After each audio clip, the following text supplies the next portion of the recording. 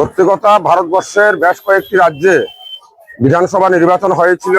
সেই সুবাদে ভারতবর্ষের আসাম প্রদেশ, পশ্চিমবঙ্গ, পন্ডিচেরি সহ আমাদের ত্রিপুরা রাজ্যের উপনির্বাচনে ভারতীয় জনতা পার্টির অভূতপূর্ব জয়ের জন্য আজকে সারা ত্রিপুরা রাজ্যব্যাপী বিজয় উৎসব উদযাপিত হচ্ছে।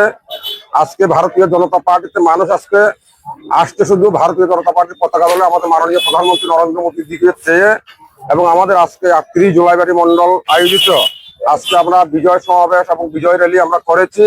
আমাদের প্রত্যেকটি ৭টি বুথ থেকে অসংখ্য আমাদের ভারতীয় জনতা পার্টির কার্যকর্তারা এসে আজকে জুলাইবাড়ি বাজারের বিভিন্ন পথ আমরা পরিক্রমা করেছি এবং সবাই আনন্দ উৎসবের মাধ্যমে আমরা এই বিজয় মিছিল সমাবেশ সম্পন্ন করেছি। ধন্যবাদ।